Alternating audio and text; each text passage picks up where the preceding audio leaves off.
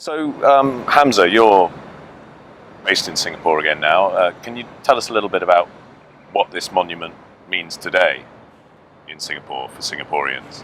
I think this monument is an important monument for all Singaporeans for what it symbolizes, and you basically still see the ceremonies that has been going on every year during 15th of February to mark the fall of Singapore and also to commemorate those who died during the Japanese occupation, the civilians, that is, civilian during the Japanese occupation.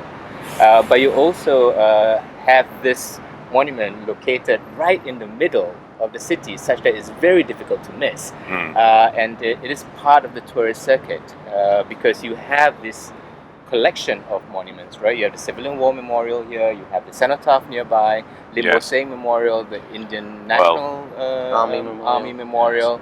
And so there are trails that sort of like allows tourists to go around. Well, and in fact, as we've been standing here, I noticed one elderly Western couple go past, and they may well, I imagine, have been to the Cenotaph and had their trail take them past this one as well. Yeah, exactly. When it features in The Lonely Planet, when it features in other Western guidebooks for tourists, people will make it part of their itinerary. And it's not only the tourists, it still is significant, I believe, for national servicemen and for national education programs. So we still have this strong role the state occupies in the usage of this memorial. And the media plays a very big role as well. So. Will you find this image on the front of school textbooks, for example?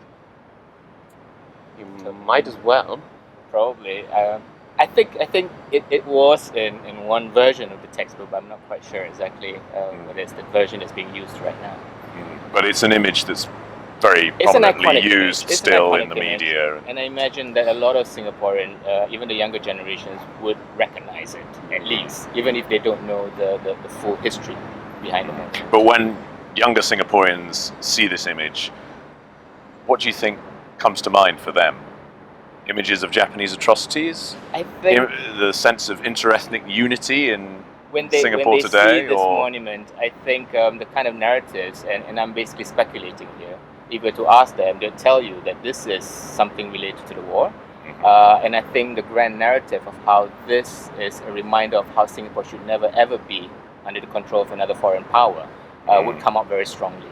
So it's an image of Singaporean strength. Strength in unity. Strength and resilience and self-sufficiency. Oh, yes. Because this is very much tied to this idea of total defense that was instituted in 1984. And Total Defense Day is indeed the 15th of February, which is being celebrated each year at the Civilian War Memorial.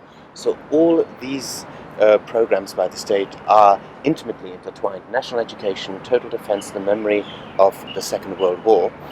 And through these narratives that are being passed on through these channels, I do indeed think that the younger generation of Singapore, even if they don't necessarily know when they see this memorial at first glance what it is, when they walk closer and they read the inscriptions, they will probably be able to tie it and connect it to things they've been taught in school.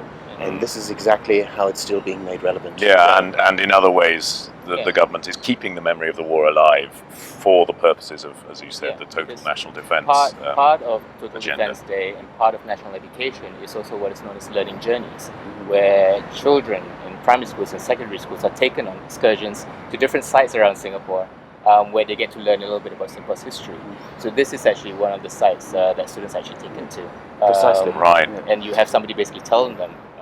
So Japan has peace education, school trips to Nagasaki and Hiroshima. That's right. China has patriotic education excursions to, well, often sites to do with the anti-Japan war, and Singapore has excursions to do with reinforcing these messages of total national defense. Yeah.